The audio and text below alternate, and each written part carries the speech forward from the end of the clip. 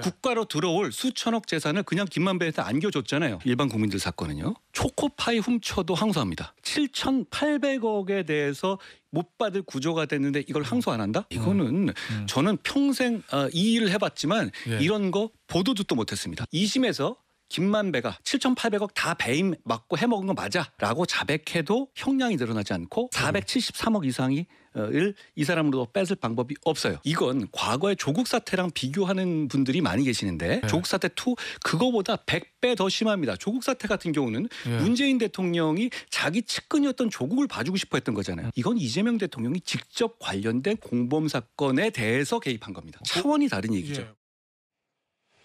어제는 전직 법무부 장관 한동훈 전 대표와 정성호 장관이 맞붙었다며 오늘은 전직 법무부 장관의 날선 공방입니다. 정혁진 변호사님. 네네. 조국 비대위원장 오늘 본인이 이제 법대 교수 티 안 내려고 하는데라는 전제를 달면서 이거 한동훈 전 대표가 잘못 알고 있는 거다. 국가가 몰수 추징 불가한 사건이라고 했더니 한동훈 전 대표가 바로 맞받아쳤어요. 뭐 법조 쪽에서는 또 통찰력이 있으시니까 정혁진 변호사 생각은 누구 말이 맞다고 생각하세요? 글쎄요, 뭐 저도 교수 잠깐 해봤지만 저도 교수 티 안 내겠습니다. 그런데 예. 조국 교수님은 틀렸어요. 제가 봤을 때 명백하게 틀렸습니다. 조국하고 한동훈은 공통점이 되게 많아요. 예. 전직 법무부 장관이라고 한 공통점도 있고요. 그다음에 대학교 10년 선후배 차이가 있고 그다음에 교수와 검사의 차이는 있지만 조국 대표가 무슨 교수했었습니까? 형법 교수했으니까 나름 둘 다 형사법 관련해가지고는 일가견이 있다라고 볼 수가 있는데 우리나라 법이 어떻게 되어 있냐면요. 범죄를 통해서 수익을 얻으면 몰수 추징할 수 있게 되어 있는 게 형법의 기본 원칙인데 그 사이에 어떤 법이 생겼냐면 오늘 조국 대표가 인용한 부패재산 몰수법이라고 한 게 생겼어요. 거기 예. 6조에 보면은 피해자가 있는 범죄에 대해서는 국가가 예. 몰수와 추징을 좀 자제하는 게 좋겠다. 왜 그러냐면은 예. 피해자가 있기 때문에 그 피해자가 범죄자를 상대로 해가지고 직접 손해배상 청구한 다음에 그 피해를 회복한 게 낫겠다. 예. 그런데 만약에 그러한 손해배상 청구가 어렵고 그럴 때에는 국가가 몰수 추징해가지고 그 돈을 확보한 다음에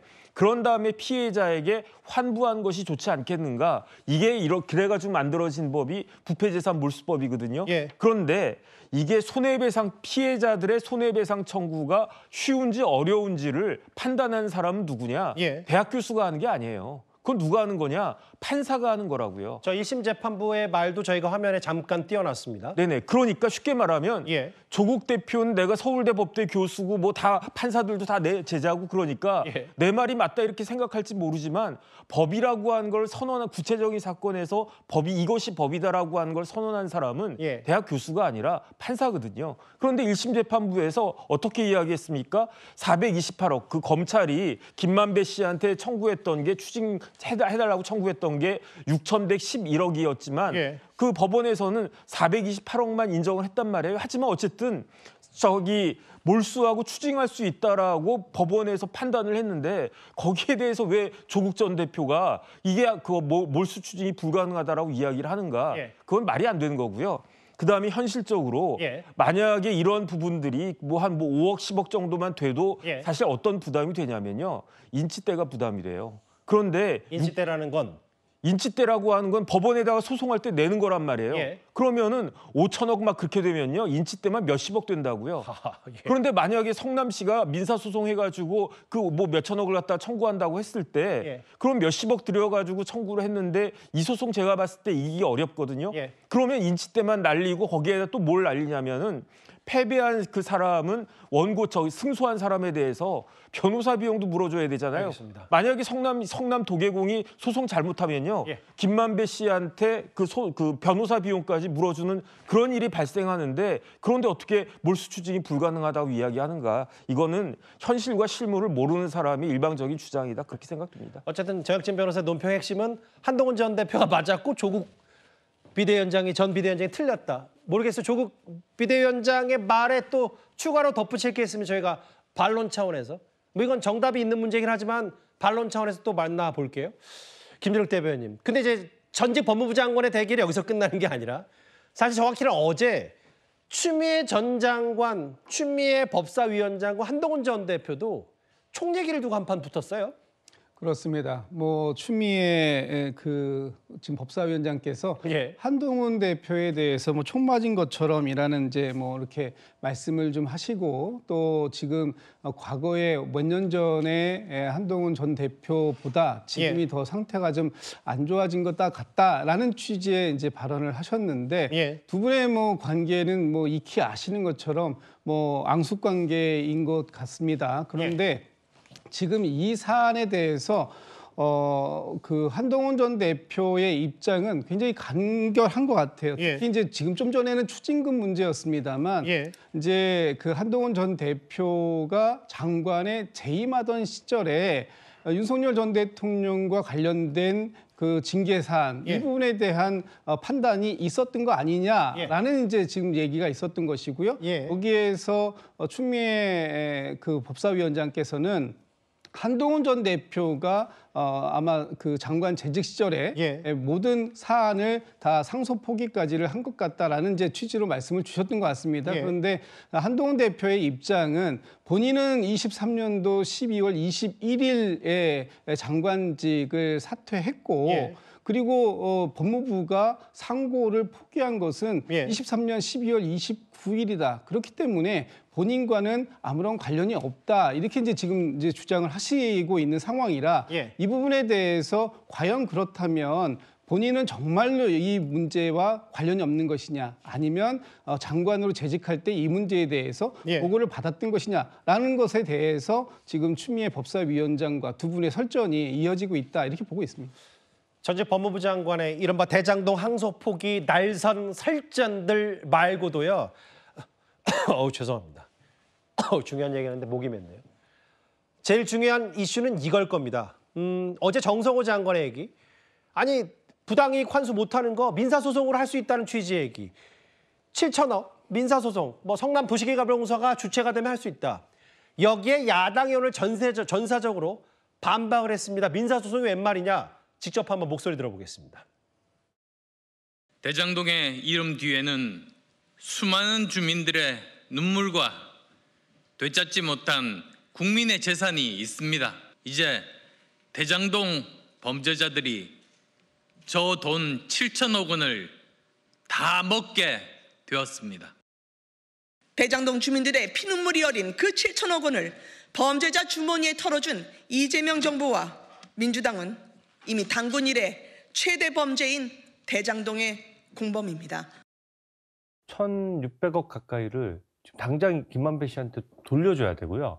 김만배 씨가 이게 동결된 자산이 풀리면 그 예금으로 부동산을 사도 되고 있는 부동산 팔아도 되고 요새 뭐 이재명 정부에서 부동산 다 묶어놓지 않았습니까? 현금만 가지고 살 수 있게 만들었는데 딱 그 현금 부자인 거죠. 1,600억 가지고 부동산 쇼핑하고 다녀도 누가 뭐라 하겠습니까? 예, 성남의 지역구인 국민의힘의 두 의원이 이렇게 범죄 주머니에 털어준 이재명 정부는 공범이고 대장동 범죄자들이 7천억을 다 먹을 거라고 했어요. 다음 화면을 볼게요. 그 이동학 의원님, 어제 그 정성호 장관이 민사소송하면 된다는 취지의 얘기, 구제받을 수 있다라는 취지는 사실 오늘 아침 조간신문만 보신 분들 다 봐도 실제로 현실과는 동떨어진 거 아니냐는 비판도 있어요. 그러면 부동산 쇼핑 다녀도 이거 동결 풀리면 나중에 김만배 씨가 5천억 그냥 다 써버리면 이거 뭐냐. 민사소송을 해도 성남도시개발공사가 이미 재판에 넘겨져도 차일피를 미뤄지면 아무것도 할 수 없다. 그럼 정성호 장관이 뭔가 준비 안 된 발언을 어제 도어 스태핑에서 한 거 아니냐. 어떻게 받아들이시겠어요? 그러니까 저는 거꾸로 검찰이 처음부터 환수할 의지가 있었는가? 여기에 대해서 좀 의문이 있고요.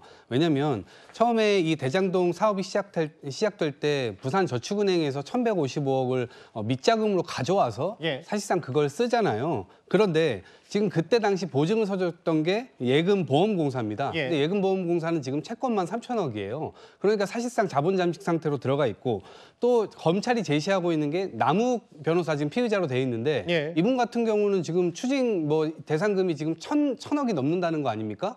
근데 이분 것도 예금보험공사가 지금 어쨌든 추징을 들어갔더니 이 사람이 가지고 있는 게 지금 45억밖에 없다는 겁니다. 예. 그러니까 이미 지금 추징을 했는데도 사실상 그 금액이 검찰이 제시한 그 금액이 제대로 있지도 않거나 어디서 이걸 찾아야 되지? 사실은 그럼 검찰이 이 부분에 대해서 조사를 하고 예. 제대로 된 특정을 했었어야 되는 것인데 저는 7,800억이라고 하는 것도 도대체 어디에서 나온 숫자인지 모르겠고요. 예. 처음에 지금 법원에서 473억 추징금 정확하게 이번 1심 판결로 확정이 됐는데 예. 법원에서 왜 그럼 473억만 확정을 했을까요? 예. 이게 뇌물성 수익이기 때문에 그렇잖아요. 그렇기 때문에 나머지 부분에 대해서는 저는 처음부터 검찰이 10수년 전부터 이 사건을 들여다볼 때 의지가 없었던 것이 아닌가라는 생각이 듭니다. 그 성남시 쪽은 아예 이제 이거를 그 민사소송 관련해서도 고발 조치를 하겠다는 얘기까지 있고요. 범죄 수익 환수에 대한 얘기, 이거 결국 뇌물죄가 무죄가 되면서 이렇게 되면 이재명 대통령과 관련이 있고 영원히 국가가 이거를 못 돌려받은 큰 문제 아니냐. 전직 법무부 장관의 설전 얘기 저희가 준비한 2위였습니다. 예, 그러면 지금까지 들은 여러분들 목소리를 만나볼까요? 첫 번째 댓글입니다. 수고하는 분들 홀대받지 않도록 잘 챙겨주세요. 경주에 파견된 경찰관 분들 말씀하신 것 같아요. 그러게요. 절대 안 되는데 이게 뭐 진짜 90년대든 2000년대든 이런 일이 비일비재하다는 게 문제겠죠. 개발해서 외국인 더 많아지면 종묘도 발전할 거다. 이제 오세훈 시장 말에 힘을 실어준 댓글이고요. 한 달 만에 또 부동산 규제를 한다고 비판 목소리를 내셨습니다. 마지막 볼게요. 앞으로 나아가죠. 언제까지 내란대란 합니까? 댓글 5개 오늘 모두 감사드립니다.